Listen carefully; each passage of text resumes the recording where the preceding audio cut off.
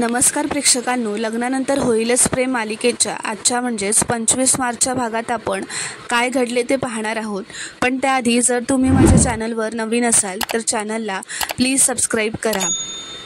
तर आता इथे पार्थ हा त्याच्या ऑफिसमध्ये असतो तेव्हा त्याचा लहान भाऊ युवीसुद्धा तिथेच असतो. तो त्याला म्हणत असतो, दादा तुझ्या मनामध्ये किती दुःख आहे ते समजतंय मला आणि तू काय सहन करतोयस हे समजतंय. तो पार्थला शांत करण्याचा प्रयत्न करत असतो, पण पार्थ म्हणतो, अरे काय शांत होऊ, घरच्यांचा विचार करून हे लग्न केलं. तो म्हणतो, घरात मोठं असणं सोपं नसतं युवी.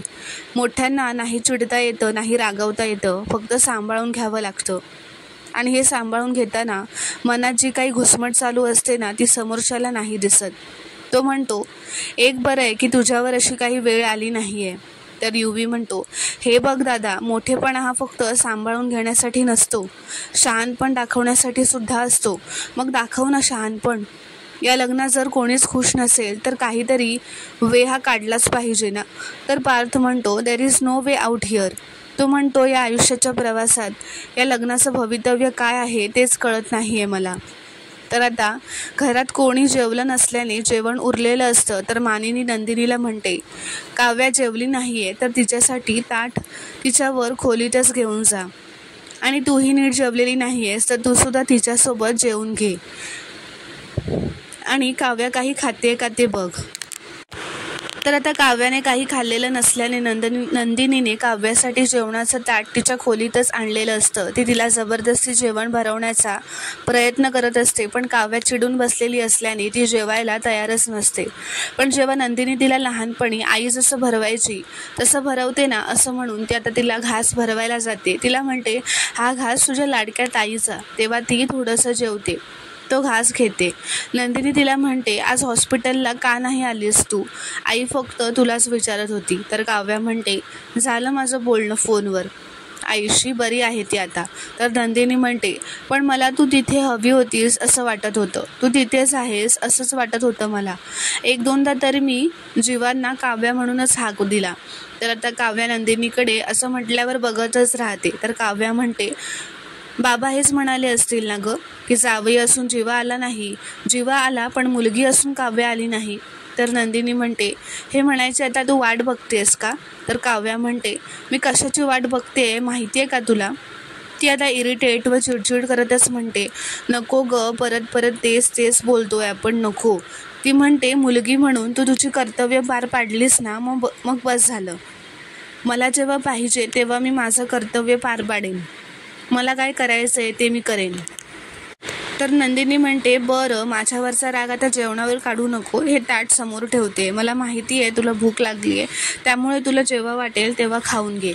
तर आता नंदिनी निघतच असते. तेवढ्यात तिच्या लक्षात येतं की व ती म्हणते, काव्या, मला आता अचानक आठवलं, तू अचानक सगळ्यांना गाडीतून का उतरवलंस? काहीतरी महत्त्वाचं सांगायचं म्हणत होतीस. जेव्हा उतरत नव्हता तर अडून राहिली होतीस, नंतर काही सांगितलं नाहीस. काय सांगायचं होतं तुला? तेव्हा नेमका बाबांचा फोन आला गं, तर मी विचारायला विसरले तुला. तर नंदिनी म्हणते, हे बघ, आता पार्थ व जीवा दोघेही नाही आहेत, तू आत्ता मला सगळं काही सांगू शकतेस. तर काव्या म्हणते, काही नाही, जाऊ देत. तर नंदिनी म्हणते, अगं असं कसं जाऊ देत? तितकंच महत्त्वाचं कारण असल्याशिवाय तू गाडी थांबवणार नाहीस, माहिती आहे मला. तर आता काव्याच्या आईने तिला सांगितलेली गोष्ट आठवते. तिची आई म्हणालेली असते की आत्तापर्यंत नंदिनीने दुसऱ्यांशी लग्न सावरली आहेत, जर तू आता डिवोर्स घेतलास तर तिचं लग्न दुसऱ्यांदा मोडेल ग. तर काव्या म्हणते, काही नाही ग ताई. तर नंदिनी म्हणते, काव्या, मला असं का वाटतंय की तू काहीतरी लपवतेस माझ्यापासून? नंदिनी म्हणते, मी मोठी बहीण आहे तुझी, तू मला सगळं काही सांगू शकतेस आणि तुझी मला काळजी वाटते. तर काव्या म्हणते, ताई, आत्ता मला काळजी नको आहे, मला शांतता हवी आहे. तर नंदिनी ठीक आहे असं म्हणून तिथून निघून जाते. तर आता पार्थ इथे घरी आलेला असतो, खूप थकून भागून घरी आलेला असतो. त्याला खूप स्ट्रेस आहे हे त्याच्या चेहऱ्यावरून दिसत असतं. तर मानिनी त्याला बघते घरी येताच व विचारते की स्ट्रेसमध्ये दिसतोयस पार्थ, डबा खाल्लास का? भेंडीची भाजी कशी वाटली आणि नक्की कसला स्ट्रेस आलाय तुला? तर पार्थ म्हणतो काही नाही, छान झालेली भाजी आणि काही नाही त्रास आहे. तर मानिनी म्हणते हे बघ त्रास होतोय ते दिसतंय मला, पण आता कसला ना ते सांग. तर पार्थ म्हणतो तुला कसं कळलं. तर ती म्हणते कारण आज डब्यात भेंडीची भाजी नाहीच होती, मटकीची उसळ होती, त्यामुळे तू तो डबा खाल्ला नाही आहेस, तो डबा पिऊनला देऊन टाकलायस हे कळतंय मला.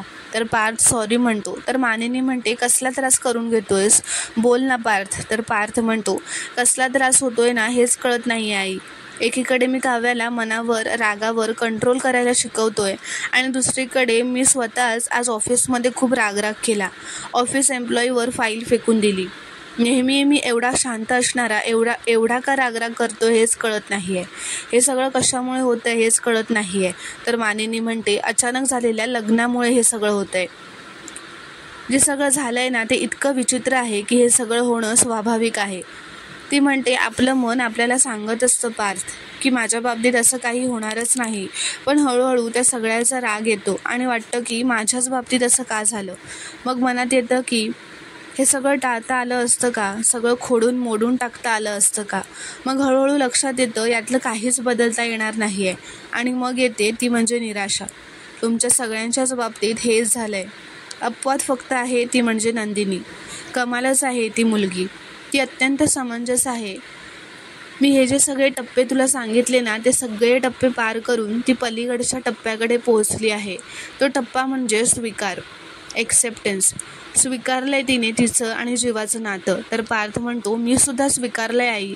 मी मान्य केलंय की ती जीवाची बायको असणार आहे आणि जेव्हापासून मान्य केलंय तेव्हापासून नंदिनी बरोबरचा ऑकवर्डनेस माझा कमी झालाय. काव्याला समजावण्याचा प्रयत्न करतोय पण तिने ठरवलंय हे मान्यच करायचं नाही. तर मानिनी म्हणते काव्या थोडी वेगळी आहे ना, तिला तू समजून घेण्याची व आपल्या सगळ्यांचीच खूप जास्त गरज आहे. ती आत्ता तिच्यावर लादलेल्या या लग्नाखाली दबली गेली आहे. जोपर्यंत ती तुला नवरा मानत नाही तोपर्यंत ती तुझ्यापासून लांब पळत राहणार आहे. तर पार्थ म्हणतो तुला नक्की काय म्हणायचं आहे आई. तर मानिनी म्हणते तिचा मित्र हो पार्थ, तुमच्यात मैत्री व्हायला हवी. तिला एका मित्राची गरज आहे. आधी मैत्री होईल, आदर वाढेल, कदाचित प्रेमसुद्धा होईल. खूप मोठा रस्ता आहे हा, पण संसारात आणि कुठल्याही नात्यात शॉर्टकट्स नसतात असणारे. पेशन्स ठेव, हळूहळू सुटतील गाठी आणि उशिरा का होईल लग्नानंतर होईलच प्रेम. तर आता इथे नंदिनी तिच्या व जीवाच्या खोलीत येते तर बघते की जीवाने सगळा पसारा घालून ठेवलेला असतो. कपडे अस्ताव्यस्त ठेवलेले असतात. ती म्हणते नाही नको, यांच्या वस्तूंना हात लावला तर परत माझ्यावरच चिडतील. यांना पसाऱ्यातच वस्तू सापडतात आणि मला पसारा असला की काहीच सुचत नाही. ती म्हणते मी हे कपडे असेच कपाटात ठेवून देते. तेव्हा तिला कपाटात एक मोल्ड ठेवलेला असतो तो मिळतो. ती म्हणते हा तर एका मुलीने धरलेल्या हाताचा मोल्ड आहे, कोणाचा असेल हा. तर आता नंदिनी त्याचे जे के लिहिलेलं असतं ते बघून म्हणते की जे के म्हणजे जे फॉर जीवा आणि के कोण असेल. तर तेवढ्यातच तिथे जीवा येतो व तिच्या हातातलं ते मोल्ड काढून घेतो जोरात रागातच व म्हणतो माझ्या पर्सनल गोष्टींना हात लावायचं नाही सांगितलं होतं ना तुला. तर ती म्हणते सॉरी मी तुमच्या पर्सनल गोष्टींना हात लावणार नव्हते, पण आता बघितलंच आहे तर त्यावर बोलूयात ना आपण. तर तो म्हणतो काय बोलायचं आहे. तर ती म्हणते काही नाही, हँड मोल्ड आहे हा, एका मुलीने आणि मुलीने हात घट्ट धरलेला. तर जीवाला काव्याची आठवण येते कारण तो मोल्ड त्या दोघांचाच असतो. नंदिनी म्हणते अर्थात ते दोघं कोणही असू शकतात, मित्रसुद्धा किंवा कपलसुद्धा. ती विचारते यातला मुलाचा हात हा तुमचा आहे का जीवा. तर आता जीवा तिच्याकडे शॉक होऊन बघतच राहतो, काही बोलत नाही. तर ती म्हणते ठीक आहे, तुमचाच आहे असं मी गृहीत धरते कारण जे फॉर जीवा असंच वाटतंय किंवा आहे. आणि मग तसंच असेल तर के वरून कोण आहे. तर आता तिने के वरून कोण आहे असं विचारल्यावर जीवाला काव्यासोबतचे ते जुने दिवस आठवू लागतात. तिच्या सगळ्या आठवणी आठवतात. तर मित्रांनो पुढील भागात आपण पाहणार आहोत की नंदिनी जीवाला विचारत असते सांगा ना जीवा, तुमच्या आयुष्यातली ही मुलगी कोण आहे, सांगा ना जीवा सांगा. तर जीवा जोरातच ओरडून म्हणतो होती माझ्या आयुष्यात. तर इथे काव्या जीवाचा जुना ऑडिओ रेकॉर्ड केलेला असतो ते ऐकत असते तिच्या खोलीत बसून. त्या जीवा बोललेला असतो तू जिथे जिथे जाशील तिथे तिथे मी येईल, माझं तुझ्यावर खूप प्रेम आहे. तर आता हे रेकॉर्डिंग रम्यासुद्धा तिच्या दारातच आलेली असल्यामुळे, तिच्या खोलीबाहेर उभी असल्यामुळे ती सुद्धा ऐकते. तर आता रम्याने हे रेकॉर्डिंग ऐकलेलं असतं हे बघून काव्याला खूपच धक्का बसतो व ती खूपच घाबरते. तर पुढील भागात काय घडणार हे पाहणं खूपच इंटरेस्टिंग ठरणार आहे. व्हिडिओ आवडल्यास कॉमेंटमध्ये नक्की कळवा व चॅनलला प्लीज सबस्क्राईब करा.